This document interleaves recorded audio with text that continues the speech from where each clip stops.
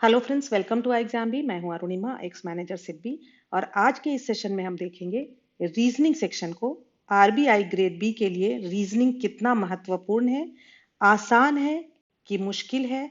अगर आपको मुश्किल लगता है, कैसे इसको हम आसान बना सकते हैं, और कितना इम्पॉर्टेंट है आरबीआई ग्रेड बी में फेज 1 क्लियर करने के लिए, और किस तरह से हम इसको आसान बना करके ना सिर्फ हम इसके सेक्शनल कट ऑफ को क्लियर करेंगे, बल्कि ये हमारे एग्रीगेट स्कोर में एक बहुत बड़ा कंट्रीब्यूटर बन सकता है।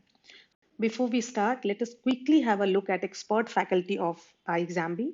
सो आप चाहें तो वीडियो को पॉज करके आप डिटेल्स देख सकते हैं, और आप पाएंगे कि यहाँ पूरी की पूरी एक टोली है एक्स बैंकर्स की, जो कि आपकी प्रिपरेशन में लगे हुए हैं। सो स्क्रैच से फेज 1 हो, फेज 2 हो या मॉक इंटरव्यू हो, शुरू से लेके अंत तक ये फैकल्टीज आपकी प्रिपरेशन कराते हैं। फेज 1 की लाइव सेशंस, फेज 2 के लाइव सेशंस, मॉक इंटरव्यूज, और आप इनसे रूबरू बातें कर सकते हो, चाहे वो लाइव सेशन हो, चाहे वो वन ऑन वन सेशंस हो, या फिर वो आपका मॉक इंटरव्यूज हो। Now let us come to reasoning. सबसे पहले देखेंगे रीजनिंग का वेटेज कितना है। आपके 4 सेक्शंस है फेज 1 में: quantitative aptitude, reasoning, English and general awareness. Reasoning का कितना इंपॉर्टेंस है और कितना वेटेज है। प्रीवियस ईयर कट ऑफ, पिछले 4-5 सालों का हम कट ऑफ देखेंगे, जिससे हम अपना एक टारगेट स्कोर तय कर पाएंगे, हमें अपनी स्ट्रैटेजी बनाने में मदद करेगा। सिलेबस, सिलेबस देखेंगे, साथ ही साथ यह भी चर्चा करेंगे कि उस सिलेबस में हमें क्या थरली करना है, क्या हमें स्किप करना है। क्योंकि ये एक ऐसा एग्जाम होता है, इस तरह के कॉम्पिटिटिव एग्जाम्स में क्या पढ़ना है उससे ज्यादा जरूरी हो जाता है कई बार कि क्या छोड़ना है। वो छोड़ना भी बहुत इंपॉर्टेंट होता है। एग्जाम एनालिसिस, पिछले साल के एग्जाम में किस किस टॉपिक से कितने कितने क्वेश्चंस आए थे, so that you will have an idea कि कौन सा टॉपिक ज्यादा इंपॉर्टेंट है, कौन सा कम। उसके बाद कंप्लीट स्ट्रैटेजी कि रीजनिंग को कैसे, रीजनिंग की तैयारी कैसे की जाए।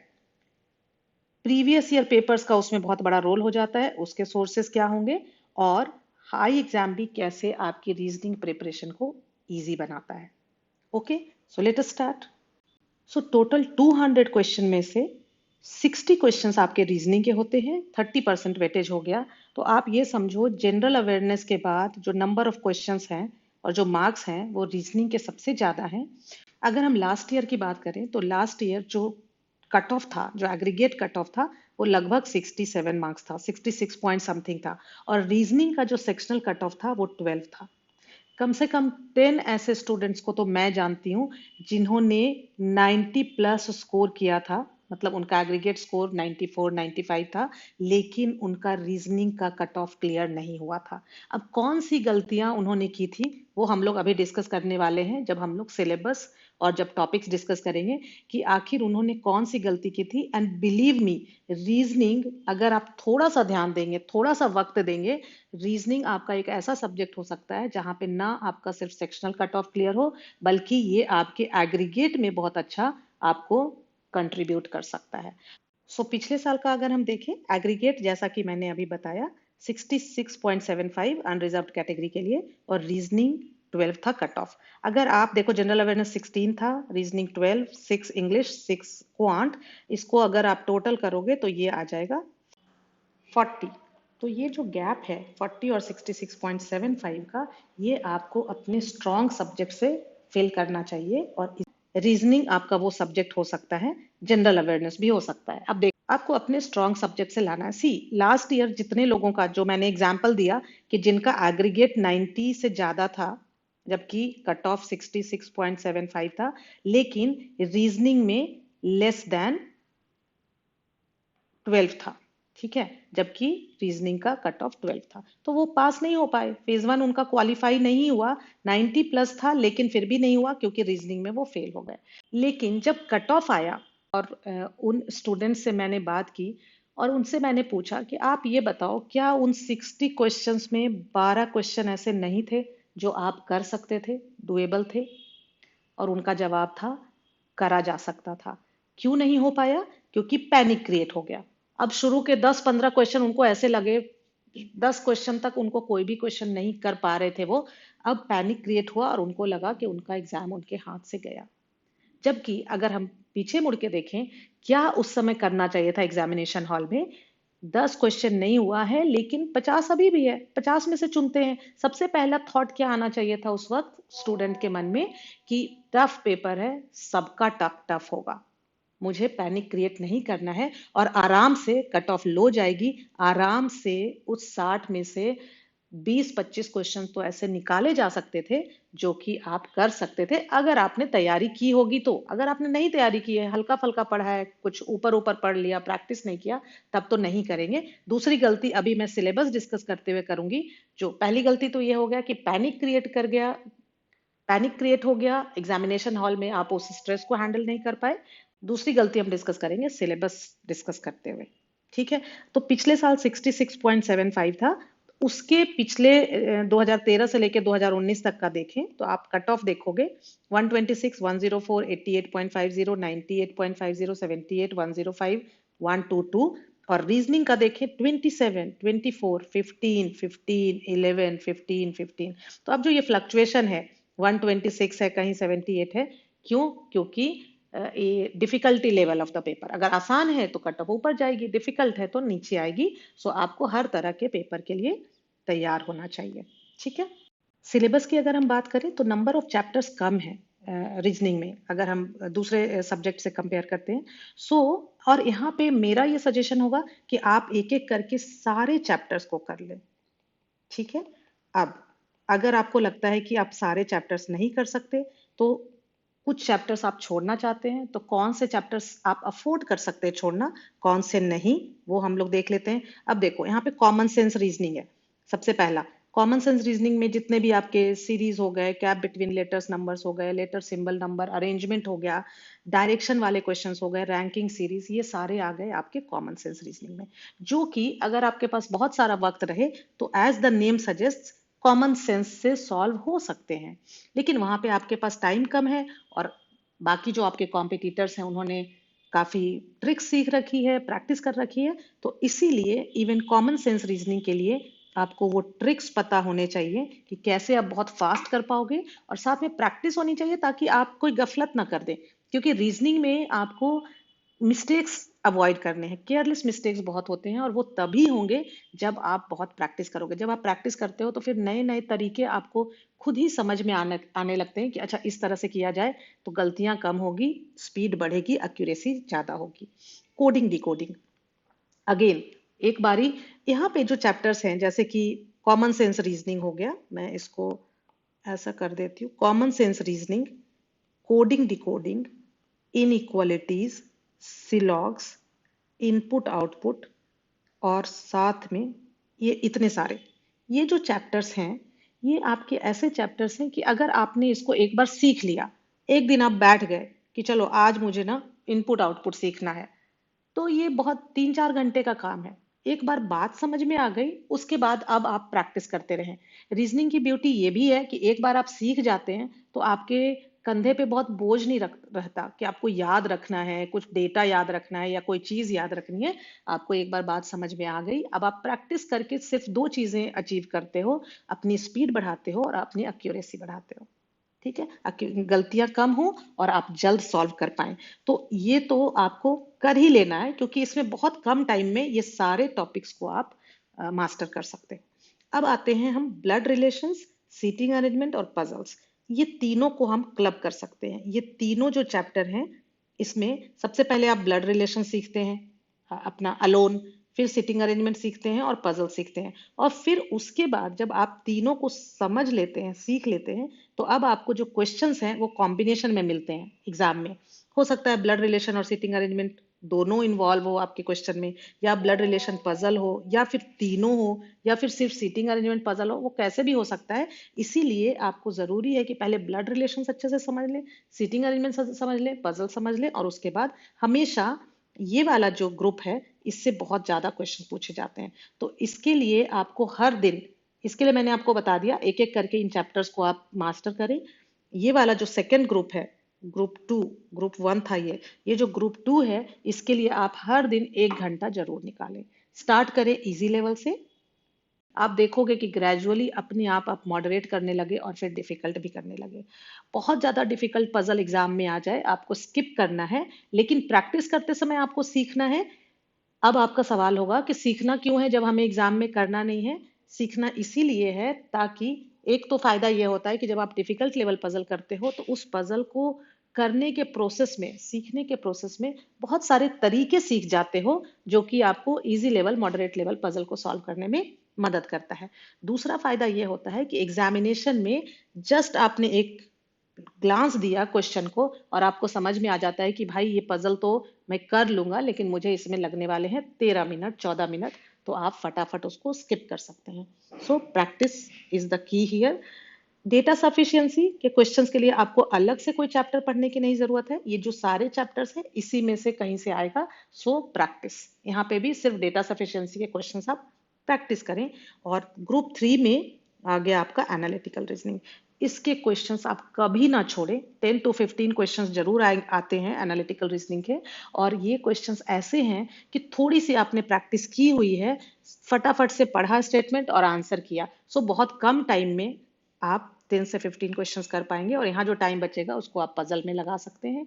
यहाँ पे भी कुछ ट्रिक्स होते हैं, कुछ कीवर्ड्स होते हैं, कुछ तरीके होते हैं जो आपको मदद करते हैं क्लोज आंसर्स में से सही आंसर्स चुनने के लिए। सो आई एग्जाम भी पे बहुत सारे एनालिटिकल रीजनिंग के वीडियोस हैं और हमारे ऑनलाइन क्लासेस में ये हम काफी डिटेल में बताते हैं, जिससे कि अब आप बड़ी आसानी से ये 10-15 क्वेश्चंस कर पाते हैं। तो ये मस्ट डू चैप्टर हो गया। सो पहला मेरा सजेशन होगा कि आप रीजनिंग में कोई चैप्टर ना छोड़ें। लेकिन अगर आप छोड़ना चाहते हैं तो मैं ये कहूंगी, ये तो आप नहीं छोड़ सकते, ग्रुप 2 और ग्रुप 3 तो ना छोड़ें।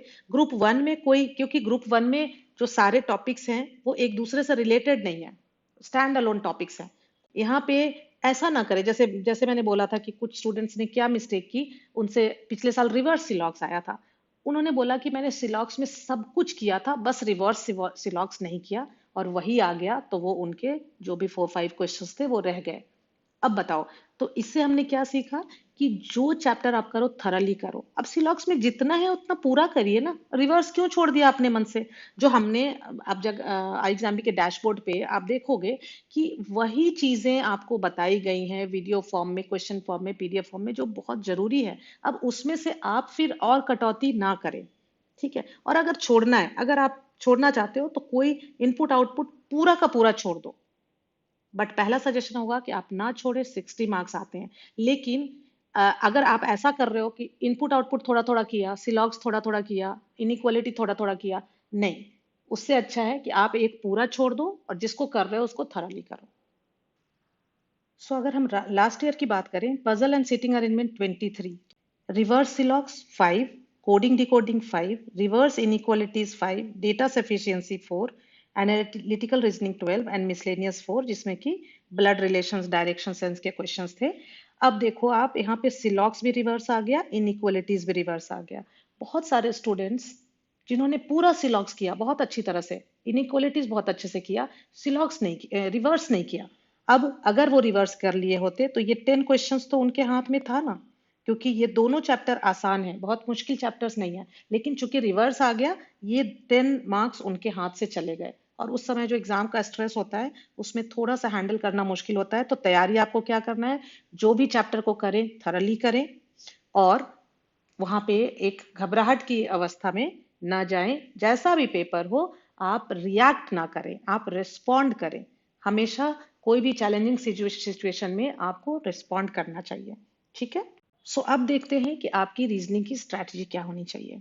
सो ये हर स्टूडेंट की अलग अलग होगी, और ये किस चीज पे डिपेंड करेगी कि आपका अभी क्या लेवल है, आप अभी कहाँ पे खड़े हो। सो सबसे पहले मैं ये सजेस्ट करूंगी कि आप एक रीजनिंग का पेपर लिखें और 60 में आप देखो कि आप 10 से कम आ रहे, मान लो आपके मार्क्स, ठीक है। एक कैटेगरी हो गई जब आपके कैटेगरी 1, और दूसरी कैटेगरी हो गई जब आपके मार्क्स 11 से 30 हैं, और तीसरी कैटेगरी हो गई मोर देन 30। अब अगर आप कैटेगरी नंबर 3 में हैं, आपको कुछ नहीं करना है, सिर्फ आपको प्रैक्टिस करनी है। हर दिन आप रीजनिंग का एक पेपर प्रैक्टिस करते रहें और उसको एनालाइज करके देखते रहें कि आप कहाँ गलतियां कर रहे हैं। सो ऑल्टरनेट डेज भी कर सकते हैं अगर आपका कंसिस्टेंटली मोर देन 30 आ रहा है तो। अगर आप कैटेगरी 1 में हैं, तब मैं ये सजेस्ट करूंगी कि आप अगले 10 दिन रीजनिंग पे ज़्यादा फोकस करें। ठीक है, आप क्या करें कि रीजनिंग को जो भी आप अपना टाइम दे रहे हैं, पूरा टाइम, उसमें से आधा टाइम, मान लो आप दिन के 6 घंटे दे रहे हो, तो लगभग 3 घंटे नेक्स्ट 1 वीक। सो ये सिर्फ एक हफ्ते की बात है। एक हफ्ते के लिए आप 3 घंटे रोज रीजनिंग को दें, और फिर क्या देखेंगे आप, एक हफ्ते में आप उस लेवल पे आ जाएंगे जहां पे आप सिर्फ आपको रीजनिंग की प्रैक्टिस करनी है।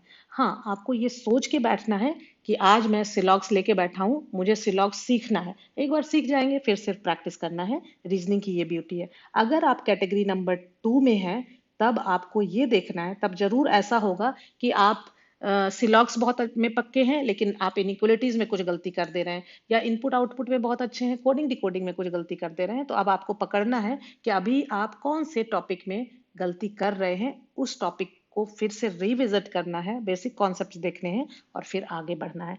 इस तरह से आप अपनी रीजनिंग की तैयारी करें, और प्रैक्टिस इज अ मस्ट।